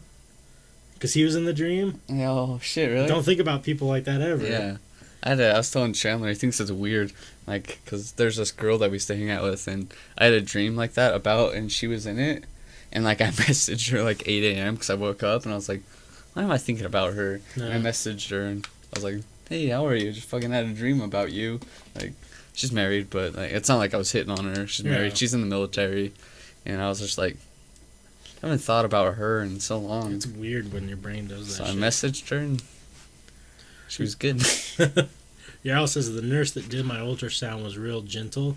It was basically a 20-minute ball massage, and she was fine, so I'm sitting there in pain, getting my balls rubbed, thinking about dead puppies so I don't pop a Woody. I'm like, well, you're down there, baby. Yeah. You know what isn't getting mixed up down there? My ween. Go Eagle says if you message old people, you're going to have a bad time. What's happened to you? Do you message random people and it's not a good idea? Every time I'm drunk, so my thing is like, so like when I'm really fucking drunk, it's not like I'm hitting on people. Like, I feel like girls probably think like I'm messaging them trying to hit on them, but usually what it is me a Snapchat that I've just randomly picked out just scrolling there. Yeah. And I message dudes and like I've messaged like I gotten so drunk before, and like I've messaged like dudes that I haven't thought of in a while, not in the weird way, but like, hey man, yeah, fuck you. But like, dude, I haven't talked to you in a while, and come hang out with us sometime, or like, how are you, man? You know, and then I'll do the same with chicks too. I'm not like, hey bitch, how are you? Let's hang out. Like, I'll be honest, there's nothing that I appreciate more than someone I haven't talked to who just simply texts me and asks how I am. yeah, I like those. Usually when I get the messages, they're like, hey, do you know where I can get some of name any narcotic? Right. I'm like, fuck you, man. We just had I got another one. Someone called me on Facebook Messenger trying to sell me drugs. Really? That's like the 4th person. That's the weirdest sales tactic, to call random people. Hey, I don't know any of them either, like, personally. That's so weird. I mean, I guess if you're hustling, that's good hustle. That's a weird way to go about it, That's risky, though. It's so risky. Because the fucking narcotics off... Oh, maybe they are. That's a good point. They could be cops. Yeah, they could be. Because I know, like, the cops have fake accounts and shit. I know for sure the narcotics officers have fake accounts. And so maybe that's what they're trying to do. That's a cop fucking move. Yeah, because I think that's weird, like, that people... All of them sound like drug dealers, though. Like, I don't know, the one... That's a cop fucking move. The one when messaging random people trying to give them a bust. They aren't messaging. I mean, calling. That's a cop move for sure. That's why a really weird sales tactic for drugs. Because who the fuck just calls random people like that? Maybe it works. I just give them the same answer too. I'm like, nah, I'm straight, guy. They're like, oh, okay. Yeah, fuck. If you own a trace phone or track phone, I assume you're a drug dealer. Yeah. I mean, I guess one way to get clientele is just call people on Facebook. God damn it. If you call 15 people and one person buys, I mean, I don't know. That's a good deal, but fucking, I don't know, man. That's risky. You're going to call one person and they're going to be associated with the police and you're going to get spooked. Yeah, fuck that. How do they choose to? They're like, alright. This guy looks like he might want some weed right now. Yeah, it's weird. It's a weird one. Not something I would ever do. It doesn't bother me. I don't really care. The only one that bothered me was the dude trying to buy heroin from me. Oh, God. Where he was asking if I had tar. Oh, yeah. And I was like, nah. Hey, salty. Definitely not, dude. Jarl says I've had people add me on Facebook and immediately, yo, buy some dank ass bud. You know what I get? I get ads, and then they're like, hey, and then they talk to me like, check out my fucking cam channel. I'm like, oh, yeah. it was so funny because I was telling Maverick about it. I was like, I get like 5 messages a day on Instagram from people I'm not following. And then I was like, they're all cam girls. He's like, is it just a heart? And I was like, always. Always. That's so funny. Is that their go-to? I laugh at him or say, you. Well, I don't notice because I usually don't notice till like way later. They're all gone now because they obviously get in trouble or have their accounts deleted. But like, I'll just have all send all these messages on Instagram. It's like, pending messages. I'm like, pending? What the fuck? Huh. Like, apparently I must have my yeah. account set to privacy where they can't message me. I don't know, I Yeah. did. That's the one where I posted the picture on my story. Someone followed me, but I was like, I posted on my story, and it was the one of my chin. I was like, send a picture of my dick, please respond. I posted that on the story, and then the dude messaged me, who'd you send it to? Because I didn't get it. If fucking God. chicks hit on me like dudes did, I'd be rolling in the fucking puss. It's true. Jarl says when I did Uber, a guy got in my car and was like, yo, you smoke that loud? And that's how I met one of my weed dudes. Hell yeah. Go Eagle says I deleted my Facebook. When I get messages from cam girls where I pie back, fuck you. I say like you. One girl I was responding to forever, I was like, I'm not gonna say like too much, but like I was just like, was your stepfather abusive when you were younger and all this stuff? And this girl forever, she was like, fuck you, man. I was like she was getting so upset. I was like, oh, apparently. A while ago I swindled, well, I don't want to say swindled, but someone was trying to sell me nudes and I got her to send me nudes without buying them. Give me a sample pack, bitch. That's pretty much how I went about it. Why the fuck would I want to buy them? I don't even know what you look like, whore. Well, because I used to have Kick. I don't even remember why I had Kick. Yeah, I think everyone just kind of had it. Yeah, but I still had it on my phone. I mean, this was like, I don't know, a year or two ago. And I got this, like, notification, like, so-and-so has messaged you on Kick. And I'm like, I haven't even thought about that app in, like, 3 years. I don't think I have the app. I probably still have an account, though, for sure. So I pulled it up, and the profile picture was just some girl with her butt out or whatever. Yeah. And she's like, hey, you want to buy nudes? And I'm like, why would I buy nudes without knowing what I'm buying? Yeah. And then she sent me the picture of her profile picture, and I'm like, yeah, I can see that that's your profile picture, but why would I spend money when I could just see that? Mm-hmm. And she was like going back and forth. I'm like, listen, I'm not going to buy nudes unless I know the nudes are good. Yeah. And then she sent me like 4, and I'm like, oh, thanks for, I said, good doing business with you. And then she blocked me. God damn it. I was like, well, Man, I should sign into would my never. Kick, see if I have a bunch of random nudes. I don't understand the buying nudes thing. Me neither. I guess if you have a lot of money and 2019. you want to flex, I don't know. That's so... Fuck that. I got a fucking P-Hub for free. Yeah. You get P-Hub. I mean, fuck, if you're that desperate, you can find local escorts who are hot as fuck that you can... Fucking Reddit posts that shit. 4chan posts that shit. Why would I go there? Like, or not go there. Why would I do that? I don't fucking want to.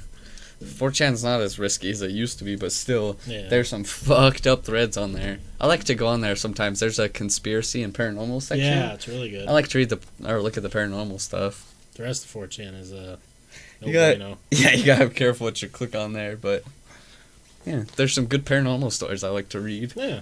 So. No, I don't get it. It's the same thing. I don't get how that one girl is making that crazy money. Shit, yeah. I think it's because she is like the first one. not the first one, but the first mainstream girl to do the anime but nudes. Yeah, I think she must have posted actual nudes because I saw on. Oh yeah, she has tons of nudes. I was gonna say I didn't click on it. I just saw it popped up on the front page of P-Hub. Yeah. And it was just like apparently her pictures on that. I didn't really care because I don't dig it because she looks too young. Yeah, fucking braces. Yeah. I don't know. I don't care to watch a video of pictures. So No. I was like, yeah, cool. If I'm on the P-Hub, I'm there for business, Yeah. not pleasure. I want to see fucking Piper get dicked down by 8 black men. Fucking right, man. Piper's a champ. Good for some of these girls. She There was works- always that show. Is it on Netflix? I don't know. I don't know if it was on Netflix, but the one it was like the porn stars, like Yeah. the show about them, like how they get a bunch of them in a house together. Oh, Basically, yeah, like yeah. have a like manager kind of over all of them that sets up Yeah. the stuff. And then they were talking like the average girl only lasts 6 months, and because most of them, the one girl's like you start out casual, just porn, and then they start doing some like hardcore shit, and you're like, I was like, these fucking girls are troopers, man. So Good I for want to them. look up Piper's net worth. I'm very curious. We can look up like the highest paid stars. See what they get paid. She's I only think- 23 years old. Oh Jesus! Okay, what would you guess? I think I know most of the. What would you... Oh my god. Is it ridiculous? No. So this is on Idle Net Worth. Yeah. And it says before fame, she entered in the industry in November 2014 after getting out of a bad relationship. God damn it! So she got out of a bad relationship. He's like, you know what? I guess I'm gonna go do porn. That's what you go for. What would you guess her net worth is? She's pretty popular. I mean, she's 400,000. Nope. Up. Higher. Yep. 1 million. a little more. 1.3. 5. 1.5. Huh? Would you do what she did for 1.5 million? Yeah. Yeah. There's not a market for skinny looking twinks though. Oh, there is for sure. Yeah, but I don't want to be part of this market. It's gonna be big bears like myself. Yeah. Here's the list of the highest paid. Number 1, Jenna Jameson. Of course. Her net worth is 30 million. Where do you see the net worths? Right here. Oh God, duh. Tara Patrick, 15 million. The Peter. boy. My God, Peter. Peter buckets of cum north. Peter North, 11 million. Tracy Lords, I don't even know who this chick is. 10 million. I don't either. She looks scary. Jessie Jane, 9 Everyone million. knows. Oh, she was in Pirates. Everyone knows who that is. She was in the fucking. That looks like a doll of her though. That's Yeah, creepy It looking. does. Maria Takagi, I don't know. I like- 8 million. Got that. Ron Jeremy, of course. His is probably higher, to be honest, at this point, because he's done movies. Yeah. So He but- directed 285 adult films. his is 7.5. Brie Olson, 7 Yeah. million. Katie Morgan, 6 million. She made a lot of her money though from being in like offshoots of porn. Oh, really? Yeah. She did Busta a bunch of Rhymes. Just kidding. Damn. Lexington Steel, 6 million. She did a bunch of those shows on HBO. Did you ever watch those ones? No, okay. Jenna Hayes, 6 mil. Evan Seinfeld, a tattooed bald guy, 5 mil. Gianna Michaels, 4 mil. I don't really know who. Sasha Grey, she was in a horror movie I watched not too long ago, Yeah. 3 million. That was a weird one. I gotta look her up just to see what that movie was called, so you can watch it. Cause it's like sometimes you watch them for fun. Yeah. The fucked up or dumb movies. I was hanging out with a girl that had me watch it, and she's like, "You know how that is, right?" And I was like, "Who?" She's like, "Sasha Grey, the porn star." And I was like, "Oh." She was in Entourage. Into the. No. I'm trying to think. God. Oh, I don't know if I'm gonna be able to find it. Let's fucking. See what the fuck it was called. Or Would You Rather? That's what it was. I've heard of that. Yeah, it's fucked up. Is it any good? It's you're like, oh, this is a wild movie. No. It's like kind of just one of those gory ones. Ron Jeremy must smell like onions and corn. You're probably right. Kendra Sutherland was the library girl. Stale cigarettes and old cum. Rocco Stiff Ready. That's a good name. That is a good name. Can't remember how they spelled the last name. Oh, is that an actual person? That's funny. You want to talk about your vampires now? Yeah. I mean, to go from porn to vampires is a tough one. I mean, it's Porn hand in hand. True. They're both sucking something. True. So we're taking a big 180 here, guys. One of our segments we've been doing is called Creature Feature, where we research mythological cryptid creatures to try and see where they came about, why they're a thing, why people talk about them.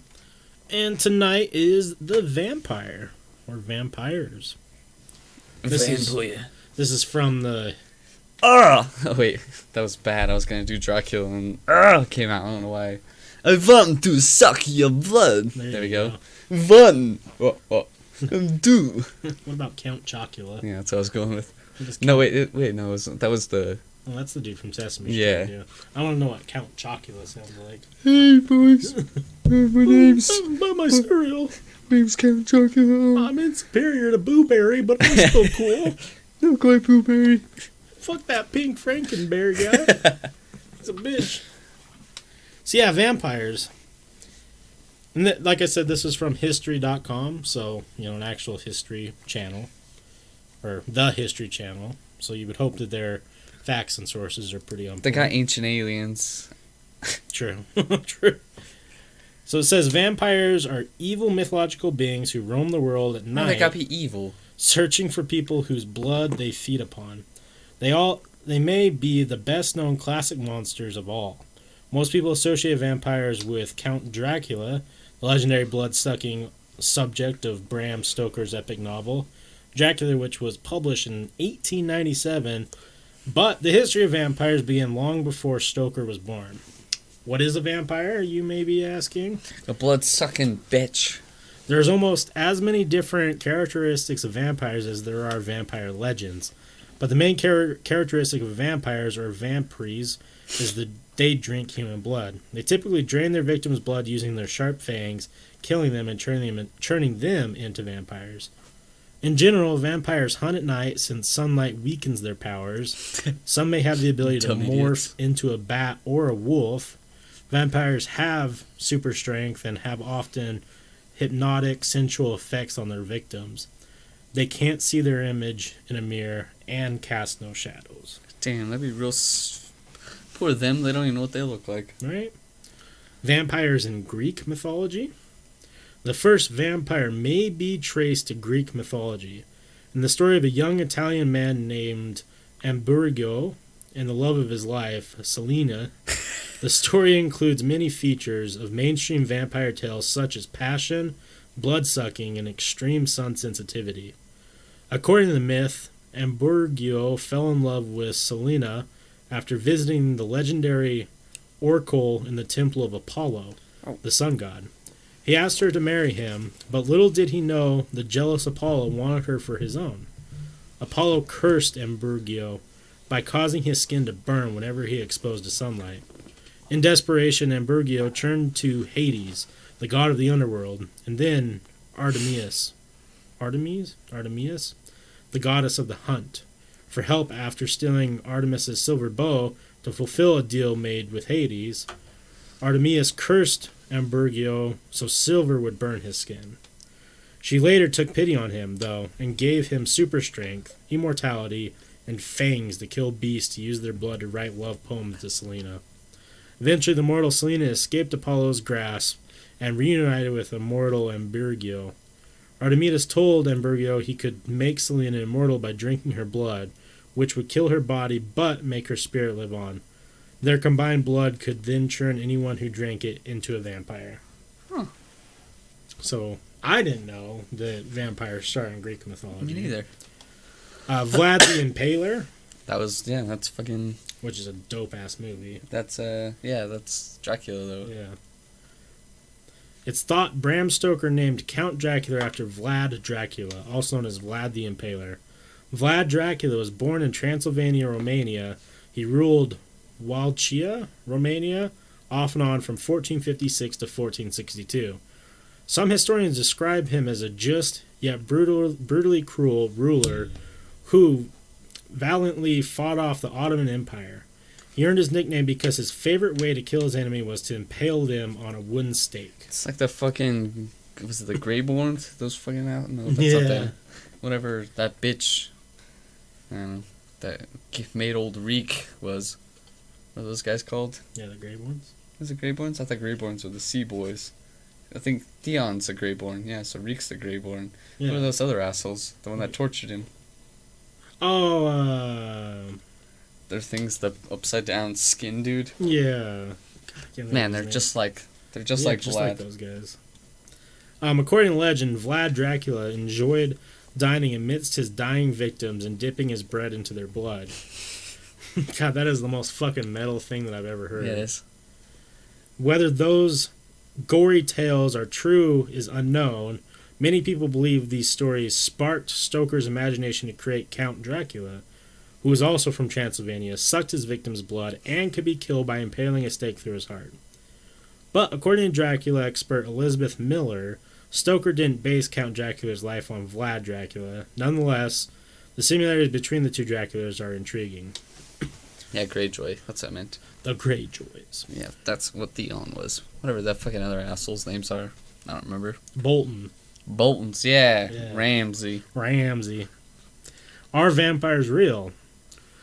Is the question we're asking. Vampire superstition thrived in the Middle Ages, especially as the plague decimated entire towns. The disease often left behind bleeding mouth lesions on its victims, Sick. which to the uneducated was a sure sign of vampirism. It wasn't uncommon for anyone with an unfamiliar physical or emotional illness to be labeled a vampire. Many researchers have pointed to porphyria, a blood disorder that can cause severe blisters on skin that's exposed to sunlight, as a disease that may have been linked to the vampire legend. Some symptoms of porphyria can be temporarily relieved by ingesting blood. Other diseases blamed for promoting the vampire myth include rabies or goiter. When a suspected vampire died, their bodies were often Jesus, you hear that stutter right there? Today, Junior. were often disinterred to search for signs of vampirism. In some cases, a stake was thrust through the corpse's head to make sure they stayed dead. Other accounts described the decapitation and burning of the corpses of suspected vampires well into the 19th century. It just seems like a smart thing to do, especially at the playground. Just burn them fucking bodies. Right? Agreed. Let's see. Mercy Brown may rival Count Dracula as the most notorious vampire. Unlike Count Dracula, however, Mercy was a real person. She lived in Exeter, Rhode Island, and was the daughter of George Brown, a farmer. Old farming boy. After George lost many family members, including Mercy, in the late 1800s to tuberculosis, his community used Mercy as a scapegoat to explain their deaths. It was common at the time to blame several deaths in one family on the undead. The bodies of each dead family member were often exhumed and searched for signs of vampirism. When Mercy's body was exhumed and didn't display severe decay, not surprising since her body was placed in an above-ground vault during a New England winter, the townspeople accused her of being a vampire and making her family sick from her icy grave. They cut out her heart, burned it, then fed the ashes to her sick brother. Oh, God. Perhaps not surprisingly, he died shortly thereafter. Yeah, what the fuck? And then the last part of this is real vampires. Although modern... So all these other ones are fake. I don't know. Fake-ass vampires. Although modern science has silenced the vampire fears of the past, people who call themselves vampires do exist. They're normal-seeming people who drink small amounts of blood in a perhaps misguided effort to stay healthy. Communists of... Goddamn commies. I went to communists. It's definitely not that. Communities of self-identified vampires can be found on the internet and in cities and towns around the world. To avoid rekindling vampire superstitions, most modern vampires keep to themselves and typically conduct their feeding rituals, which include drinking the blood of willing donors in private. What the fuck? Some vampires don't ingest human blood but claim to feed off the energy of others. Many state that if they don't feed regularly, they become agitated or depressed. These guys are weirdos, man. And then it says, vampires became mainstream after Dracula was published. Since then, Count Dracula's legendary persona has been the topic of many films, books, and television shows. Given the fascination people have with all things horror, vampires, real or imagined, are likely to continue to inhabit the earth for years to come. I think the guy from Prison Break is vampire in Blade. Yeah? Yeah, you're right.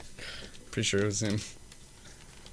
No, there was a documentary thing on real life vampires, and it's exactly what you think. It just reminds me of South Park, the Vamps. That is exactly what they are. Really? Type in real life vampires and see what you pull up. You're gonna just laugh your ass off. Just a picture of you with the fucking makeup on, and then you're exposed. Yeah, that would suck. It's just edgy Wes is the fucking vampire. Apparently they can I could be a vampire, we grow the same facial hair. Yeah, it's pretty bad, dude. I mean, that's just the edgy I'm into. Yeah. What? I mean, we gotta look at the ones that are like... The guys who exactly what I expected. Wait, go back to that one? The one you were just on? Ah, never mind. I thought the suggested had some good ones. No, there's... Oh, it's Edward. Type in real vampires from the TV show.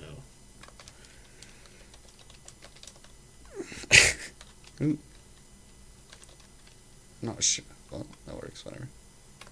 Yeah, it's fucking Edward and Jacob. Damn. That's I don't remember True what it Blood. was called. It was ridiculous. Those are that shitty movie. The movie's not shitty. So boring. Interview with the Vampire. It's so good. It's shitty. That's a guy smoking Vampire Diaries. Man, that guy was an asshole in the OC. He brought a gun to a party. Yeah, he did. Chandler was watching the third spin-off of Vampire Diaries. It's called, like, I don't know. It's The Kids or something. I don't know. I never watched Vampire Diaries. I watched a little bit of the originals. Me neither. I don't know anything about it. Didn't seem like anything I'd be into. The originals had some cool stuff, and then the rest was just exactly like fucking girl drama shit. There was just this dude in it, and he was like so what it is like the mom was a witch, and she made them all vampires. That she created vampires, but the first one, she cheated, and then so his name's Klaus, and she cheated. And then he was part werewolf, so he's the first hybrid ever. Man, I'm getting real gay around here. But he's the only cool one, Klaus, because he just fucks people up. I'll show you the best clip from it. Because he murders like 50s vampires. That's pretty rude. And then other than that, the rest of the show is just exactly what you expect. Like, pretty much chick flick vampire drama. Pretty much if it's not Underworld, I don't really get into it. Dude, Underworld's so good. Yeah. That guy that was the fucking... hybrid, he was real cool in it. Yeah, he's really Dude, cool. Underworld, man, that's a good movie. I don't think I've seen all of them. Underworld's a shit. We were talking about Mummy, so I've seen it before, but I went to watch the third Mummy, and I forgot they changed the main chick in it. Oh, yeah. And it just kind of... threw it off. They did a really funny joke, though. At the very beginning, it's the first time you see her, and she's like, you could say I'm a completely different person. And I was like, this is a fucking good one, because it is. Everyone else is the same besides that bitch, but I didn't watch all that one. But yes, the first two movies are that type of humor. Yeah. Documentary vampires should pop up. Maybe. If you want to try and type it in. Yeah, we'll see. Docum. Ducum. That's a Ducum. That's good work. Let's see. Vamps. New Zealand? Why are they in New Zealand? Hey, buddy. That's that movie that we were going to watch that Mom Will showed us the trailer for. Oh, he did? Far right one. That's a Twilight. One more over. What the hell? Why are they all so short? I don't know. Why is it a bunch of, like, Puerto Rican dudes? I don't know. There might be more pictures of... What the fuck is this? Now we're talking. Oh, they got removed off YouTube. Because they're fucking weird. Yeah. Alright, well. That's them. That's them. That's about all I need to see of them. Fuck. Would you like to call it since you're sleepy boy and I'm ready to go home? Yeah. What the? Well, everybody, thanks for hanging fuck? out. It's down there, so it's not going to pop up. Oh, okay. I thought it was, I put it on that screen, so that's what it was. Poop Shoot Punisher. Appreciate you dropping by. Yeah. Googles, DJ, everybody. Instead of doing our outro, you guys have heard it before. Follow us. We're on everything. Yeah. iTunes shit. But we got two t-shirts on Amazon. Just do Topshelfers t-shirt. Google it. You guys want... actually, we have a link on this page, too. Yeah. If you scroll down. If you want to get some Topshelfers t-shirts. The first ones, while they're still there. These ones aren't going to be around forever. We'll have new ones up. I don't know when, but these ones will be gone. So if you want this first one... You want to be on that exclusive shit. It's there. But yeah, everyone still here. Have a good night. We'll talk to you all later. We'll be back Wednesday. Boy.